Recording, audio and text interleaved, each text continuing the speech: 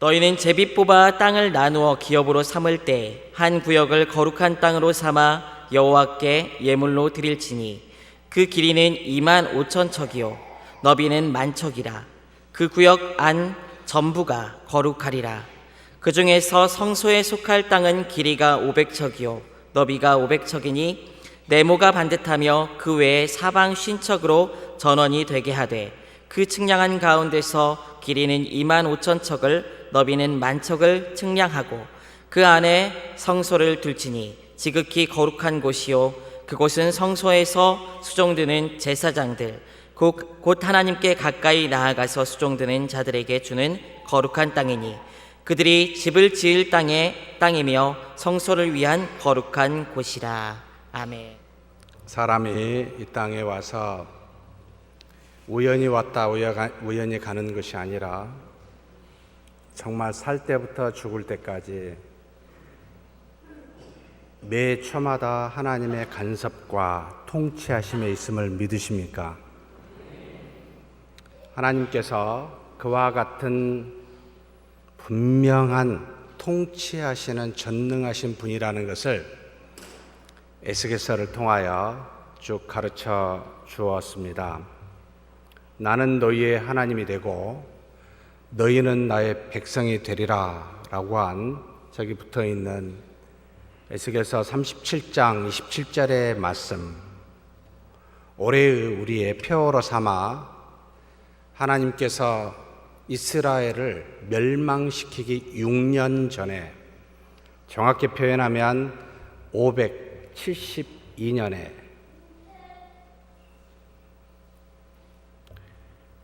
그리고 멸망당하고 난 다음에 15년 뒤에 약 20년 동안을 하나님의 계시를 받아 뜻을 증거하여 우상을 숨겼던 이스라엘 백성에 대한 심판과 그리고 그 심판하였던 하나님의 도구로 사용했었던 열방에 대한 심판과 그리고 마지막으로 다시 심판은 멸망으로 종결하여 끝을 내는 것이 아니라 다시 회복하여 구원하시고자 하는 하나님의 뜻임을 보여주기 위하여 마지막 에스겔의 부분을 하나님의 이스라엘에 대한 구원의 회복을 말씀하시므로 만물을 만드셨고 통치하시며 인류 안의 역사 가운데 당신이 인도하시며 전국에는 구원케 하시겠다라는 것을 우리에게 가르쳐 주었습니다. 오늘까지 그래서 에스겔서를 총 12번에 걸쳐서 나누었던 하나님이 우리에게 제시해 준 나는 여호와라 니 야훼라는 표현을 무려 76회를 에스겔서에 말씀함으로 전능하신 하나님이라, 나는 통치하여 모든 곳에서 간섭하는 하나님이라 라는 것을 역사적 사실 안에서 정확하게 가르쳐 주었습니다. 그리고 난 다음에 마지막에 우리 이성으로는 도저히 이해할 수가 없는 부분도 동시에 말씀하십니다. 에스겔서 40장에서 48장 사이에 새로 올 거룩한 성전, 거룩한 성읍이 무엇인지를 말씀하십니다. 오늘 우리가 읽은 본문의 45장은 하나님이 거룩하다라고 하는 거룩한 하나님께 드릴 애물로 정한 땅, 길이는 약 12.5km, 넓이는 약 5km의 거룩한 땅을 정하여 하나님께 드리라라고 이야기하십니다. 그림을 한번 보여주시겠습니까? 지금 여기 보인 그림이 에스겔서 40장에서 48장에 나와 있는 모든 부분을 축약시켜서 아주 간단하게 그린 그림입니다. 지난번 3주 전에 예루살렘 성전에 대해서 지금은 중간에 조그만 박스 검게 그려진 것으로 나타납니다. 가로 세로 250m에 하나님이 계시다 하는 지극히 거룩하다라고 하는 성전에 대해서, 성소에 대해서 이야기를 하고, 그 지극하게 거룩한 곳을 감싸 안고 있는 거룩한 땅 또는 거룩한 구역이라 라고 하는 부분들을 길다랗게 직사각형으로 중간에 배치해 우리에게 설명합니다. 그리고 난 다음에 그 위쪽에 똑같이 거룩한 땅이라라는 사이즈와 같게 위에는 거룩하다라는 말을 쓰지 아니하고 거룩한 땅에서 열심히 성전을 향하여 수종드는 레위인들이 거주할 땅 해서 그곳에 20개의 마을을 지어 살게 하시고 라는 말로 표현하여 기술하여 우리에게 저렇게 보여주고 있고, 이 거룩한 땅 밑에 다른 데보다는, 두 개보다는 훨씬 작은 길다랗게 직사각형의 땅을 다시 예언으로 말씀하시면서 중간에는 성읍, 모든 이스라엘 백성들이 함께 공유하는 성읍으로 가로 세로 5km 정도 되는 지역으로 이렇게 정하여 주시고, 양 옆으로는 경작할 땅으로서, 일하는 땅으로서 그 성읍에 거할 모든 사람들이 양식으로 삼을 땅입니다 라고 거룩한 땅 밑에 쪽에 배치해 놓았습니다. 그리고 위쪽은 레위인들을, 가운데는 성전을 포함하여 제사장들이 그곳에서 머물고 살 수 있는 거룩한 땅이라고 하여 하나의 성읍을 보여주었는데 3등분을 시켜놨습니다. 그리고 난 다음에 오른쪽이나 왼쪽 편은, 오른쪽은 요단강, 쉽게 이야기해서 북쪽을 향하여 지도를 보면 오른쪽은 요단강, 가나안 땅입니다.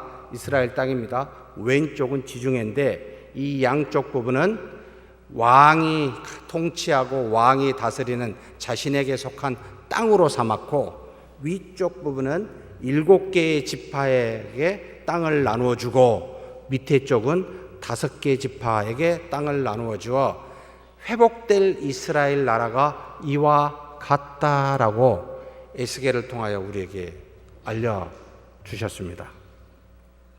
도대체 이게 뭘까요? 분명한 건 하나님께서 이와 같은 성읍을 에스겔이 예언하고 난 다음에 BC 516년에 이스라엘이 회복되어 그 나라에 다시 새로운 예루살렘 성전과 성읍을 건설하게 되는데 저거와는 전혀 다릅니다. 그리고 그 뒤에도 역사적으로 지금까지 단 한 번도 저와 같은 형태로 예언되어진 말씀이 우리에게 성취된 적이 없습니다. 그래서 대부분이 이 말씀은, 이스라엘에 대한 회복에 대한 에스겔에게 준 말씀은 역사적으로 우리에게 성취될 나라를 말씀하신 것이 아니라 앞으로 다가올 영원한 나라에 해당되는 것이 아닐까라고 해석하게 되는데, 이것도 문제가 있어 해석을 하지 않습니다. 왜냐하면 12지파가 존재하고 제사장이 존재하고 레위인이 존재하고 12지파의 모든 흩어져 있는 사람들을 그대로 사용하고 있어 과연 회복될 완벽한 하나님의 나라는 저와 같은 형태를 가질까라고 할 때는 다른 신약의 어떤 말씀도 비추어 이것과 적용할 수 없어 그것도 안 되겠다라고 해석합니다. 그러면 이걸 어떻게 받아들이는 것이 좋을까? 정말 난해해서 모르겠습니다. 다만 이 정도로는 아닐까라고 추측합니다. 세 가지입니다. 이 말씀을 역사적으로도 미래에 일어날 나라로도 보지 말고 영적으로 지금 현재 회복되어진 하나님의 나라로 생각하자라고 해서 첫째는 주 예수 그리스도로 바라보고, 둘째는 교회로 바라보고, 셋째는 저와 여러분과 같이 거듭난 하나님의 자녀로 바라보는 것이 좋겠다. 정확하게 표현하면 가운데 있는 이 거룩한 땅이라고 말하는 이곳은 예수 그리스도 또는 교회 또는 믿는 사람으로 해석하는 것이 가장 좋겠다라고 보입니다. 다른 것으로 아니 됩니다. 그럼 어떻게 해석이 될까요? 시간이 없어서 완전히 건너뛰어 버렸습니다. 여러분들은 모르시겠지만 예수 그리스도는 제2의 하나님이십니다. 로고스로 계십니다. 지극히 거룩하신 분입니다. 그런데 이 땅에 하나님의 택한 자를 구원하여 살리기 위하여 인간의 육신을 입고 오므로 예수 그리스도라 칭하여 우리에게 오신 가장 거룩한 자가 되었습니다. 그래서 지극히 거룩한 제2의 하나님이 우리로 하여금 보고 만지고 느끼고 깨달을 수 있도록 우리와 똑같은 모습으로 왔지만 그분은 인간이면서도 하나님이시기에 하나님의 아들이라 칭하여 거룩한 자라 칭하여 인자라 칭하여 이 땅에서 우리에게 보여주신 우리의 참으로 가야 될 가장 거룩한 분, 바로 가운데 해당되는 그 구역을 말씀하고 있지 않을까, 예수님으로 표현되고 있는 것이 아닐까. 그리고 난 다음에 레위인과 같이 이 땅에서 거룩한 자로 오셔서 그냥 계시는 것이 아니라 하나님을 섬기고 수많은 택한 자를 위하여 함께 그들과 거하며 그들을 구원하여 하나님의 말씀을 순종하고 봉사하며 희생하는 그와 같은 레위인과 같은 행함을 보여주신 것이 바로 주 예수 그리스도구나.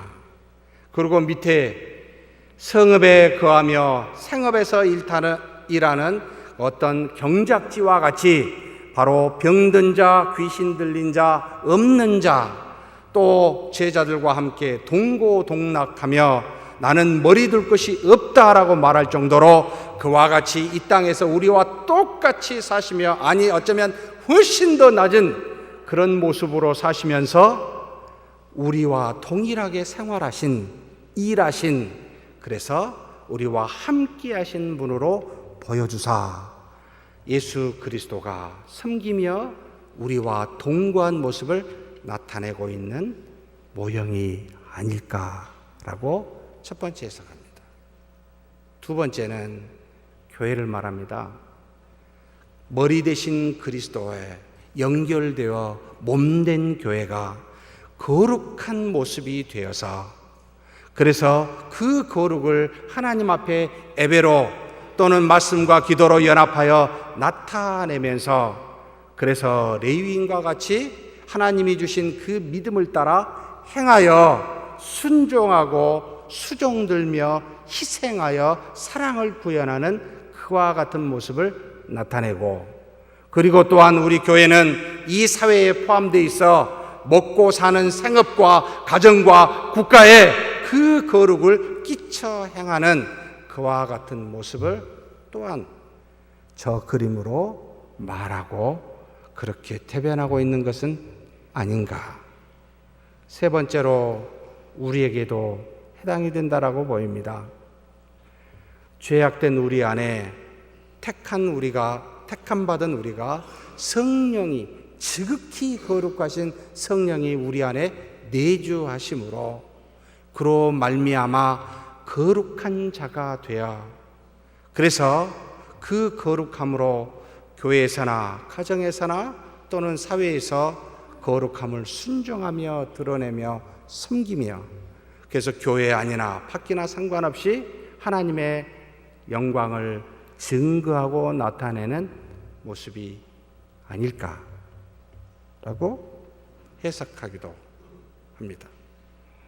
저는 이것을 나누고 싶어서 여러분에게 말씀한 게 아니고 그 다음입니다. 이 그림을 통해 우리에게 교훈하는 바가 과연 뭘까요? 간단하게 세 가지만 바라보았으면 좋겠습니다. 중심에 거룩한 구역이 있고, 거룩한 구역이라고 하는 또 중심에 뭐가 있습니까? 지극히 거룩한 성전이 있다. 무슨 말입니까? 사랑하는 성도 여러분, 하나님이 중심이 되는 이 거룩하신 분이 곧 하나님이신데, 모든 것의 중심은 하나님입니다. 우리는 우리 힘으로 거룩함을 이룰 수가 없습니다. 온전히 세상과 구별되어진 하나님이 만드신 피조물과는 전혀 다른, 차원이 다른 그 무엇으로도 하나님께 영향을 줄 수가 없어 우리가 그 이름을 명하여 거룩하다라고 하신 그 하나님, 그 하나님이 바로 거룩의 중심이 있어 모든 거룩을 이루게 하신다라는 말씀입니다. 우리는 우리 스스로 거룩해질 수 없기에 반드시 우리의 중심에 거룩하신 하나님이 있어야 이 거룩함이 이루어진다라는 뜻이지요. 우리는 우리 안에 계신 하나님으로 말미암아 거룩한 자가 됩니다. 우리 스스로가, 우리 자체가 거룩한 적이 없고 거룩해지지 않습니다.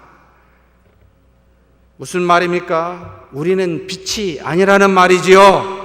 빛 자체이신 하나님이 우리 안에 계심으로 우리는 그 빛을 드러내는 하나의 광선에 불과합니다. 마치 우리는 빛을 담고 있는 어떤 유리 그릇과 같습니다. 투명한 유리 그릇일수록 속이 잘 보여 빛을 있는 그대로 드러내더라는 것이지요. 우리는 어떤 실체가 아닙니다. 그 실체를 반사하는 거울과 같더라는 겁니다. 거울이 깨끗할수록 실체가 온전히 드러나더라는 것이지요. 마치 우리는 태양이 아니라 태양을 반사하는, 조금만 물방울이 모여 태양을 반사하는 무지개와 같다는 겁니다. 우리는 빛이 아니라 빛을 나타내는 그와 같은 모습이라는 뜻입니다. 그러니 빛 자체가 우리 안에 없으면 나타나겠습니까?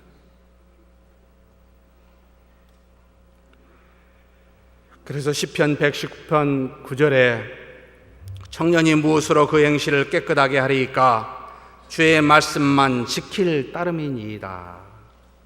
하나님의 말씀이 우리를 깨끗하게 하고 하나님 자체를, 자신을 있는 그대로 드러냅니다. 빛이 아니니 빛이라고 생각하지 마시고, 빛이 아니다고 빛을 드러내지 아니한 더러운 그릇이나 거울도 되지 마십시다. 그래서 신자는요, 참 오묘합니다.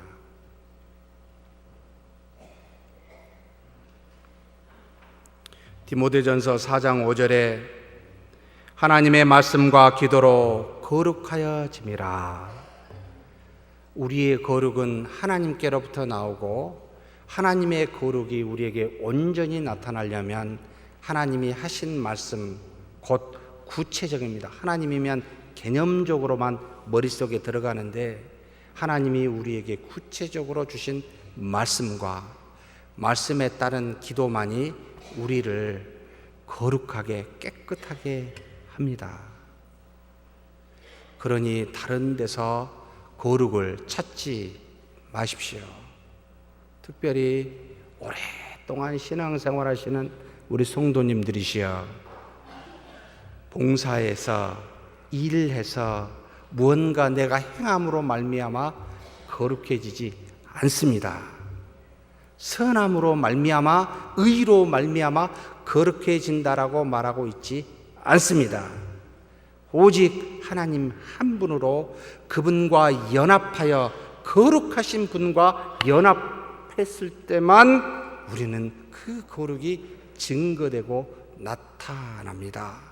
이 원리를 절대 잊어버리면 아니 됩니다. 그러니 하나님과 연합하는 일에 우리의 중심에 삶의 가운데에 거룩 자체이신 하나님을 두셔야 우리의 삶이 거룩해져 가더라. 그래서 거룩한 구역을 가운데에 두고 그 위에 레위인과 같은 행함과 섬김과 봉사의 일을 하는 것을 두었습니다. 무슨 뜻입니까? 두 번째, 이 거룩은 반드시 행함이 뒤따르더라. 섬김과 봉사의 행위로 이 모든 거룩은 반드시 드러나더라라는 겁니다. 신자들의 모든 행함은 이 거룩에서 나옵니다. 그런데 우리가 조금 하나님이 아니어서 헷갈립니다. 속입니다. 마치 바리새인과 같이 회칠하는 무덤처럼 속은 썩어 있는데 밖에 회색으로 색칠하여 예쁘게 꾸미면 예쁘네? 라고 착각합니다. 우리는 이런 사람들을 향하여 예수 그리스도께서 이 독사의 자식들아, 외식하는 자들아 라고 말하듯이 자신이 안에 하나님이 없어 거룩함이 없는데도 우리는 우리 스스로를 밖으로 치장하여 외식하는 자가 되는 경우들이 종종 있습니다. 이걸 잘 구별을 못해요. 그래서 시간이 지나봐야 돼요. 저게 참으로 참된 하나님이신 그 빛에서 나오는 거룩함인지 잠깐 눈속임을 하고 있는 우리의 시도와 노력에서 나오는 것인지 시간이 지나면 나타납니다. 사랑하는 성도 여러분, 윤리성은 거룩성에서 비롯됩니다. 거룩이 없이 윤리적인 삶을 아무리 강조해도 이루어지지 않습니다. 착하게 사십시다. 질서 잘 지킵시다. 정치인들이여 깨어서 국민들을 두려워하십시다. 100번 외쳐보십시오. 되나? 왜요? 이미 안 된다는 것을 하나님이 당신의 종 모세를 통하여 율법을 주어 2000년 동안 시험을 했습니다. 됐습니까? 정말 우리의 행함으로, 우리의 노력으로 하나님의 말씀을 순종할 수 있던가요? 없었습니다. 그래서 빛이신 분이 직접 이 땅에 오사 육신의 몸을 입고 우리에게 오사 우리 안에 성령으로 내주하사 그 빛 자체를 우리가 할 수 없었던 것을 드러내 보여 주신 겁니다. 사랑하는 성도 여러분, 그러니 우리의 집중은 행함이 아니라 사실은 중심에 있습니다. 거룩에 있습니다. 여기에서 모든 행함이 나오기 때문입니다. 그렇지 아니하면 썩어지고 없어지는 우리의 탐욕과 교만과 의도에 따른 이익에 따른 잠깐은 속일지 모르지만 썩어져 버릴 열매들로 맺게 되어 있습니다. 먼저 하나님과 연합하는 예배 없이 우리는 거룩해지지 아니하며 이 거룩이 없이 우리의 비윤리적 행함과 사회적 비리를 척결할 수가 없습니다. 사회가 악하다고 여러분 탓하지 마시고 내가 거룩한 빛을 드러내지 못했노라고 우리는 자책하는 것이 옳습니다. 어찌하여 교회가 이렇습니까? 라고 탓하지 말고 참된 하나님이 내 안에서 바르게 증거하지 못해 이 거룩이 드러나지 못하여 이와 같노라고 우리는 스스로를 돌아봐야 맞습니다. 윤리적 행함은 반드시 거룩에 비례합니다. 거룩할수록 그 윤리적 행함은 더 풍성히 드러나기 때문입니다. 신자는 이미 성령의 내주함으로 거듭난 자에게 이미 거룩한 자라라고 성경은 말합니다. 거룩이 앞서고 행함은 반드시 뒤따르게 되어 있습니다. 거룩이 없으면 행함도 없다라고 말합니다. 모든 영역에서 이 거룩은 행함으로 증거되는데 교회 안에서 뿐만 아니라 가정에서나 사회에서도 동일하게 증거되는 것이 이 거룩의 빛입니다. 그래서 요한 3서 1장 2절에 사랑하는 자여 내 영혼이 잘됨 같이 내가 범사에 잘되고 강건하기를 내가 간구하노라. 먼저 뭐가 잘 돼야 됩니까? 영혼이요. 그 영혼이 거룩한 자와 더불어 연합하여 잘 돼야 나머지는 저절로 드러나게 돼 있습니다. 잘 되게 돼 있습니다. 하나님의 의가 나타나야 할 우리에게 죄가 나타난다는 말은 죄를 덮고 있는 은혜가 부족하다는 말이요, 거룩함이 미약하다라는 뜻입니다. 빛이 없어서가 아니라 빛은 빛나는데 그것을 막고 있는 우리의 불순종이 문제라는 것이지요. 모두에게 똑같이 비추시는 거룩한 빛과 동일하게 주시는 중생의 은혜가 우리의 아집과 고집과 탐심으로 말미암아 불순종하여 그 빛을 막고 있으니 빛이 희미한 것이지요. 사랑하는 성도 여러분, 저와 여러분의 거룩한 빛은 과연 어떻습니까?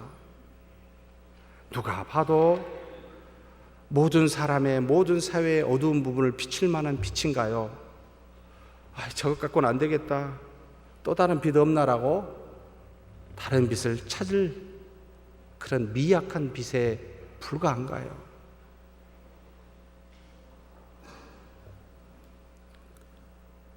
하나님 앞에 나아갑시다.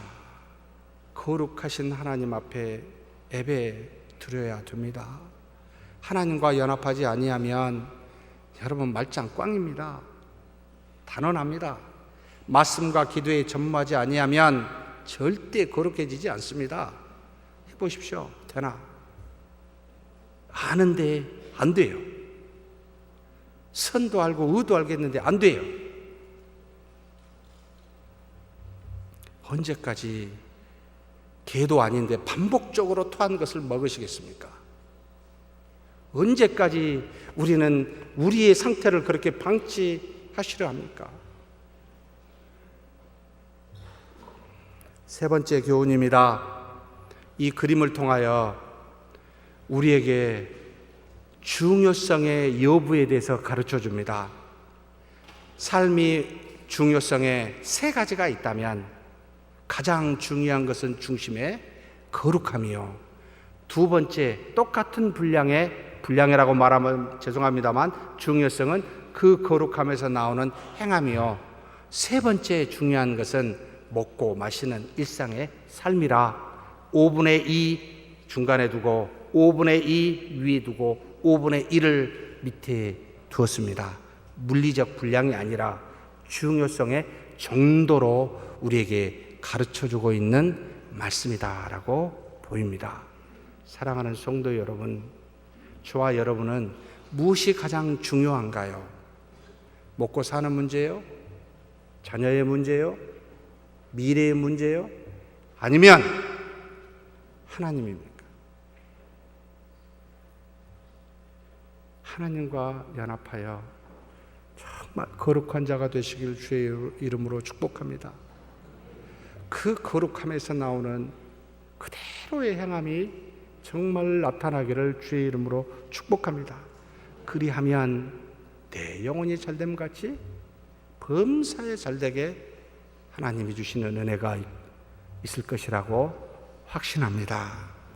하나님 아버지 감사합니다.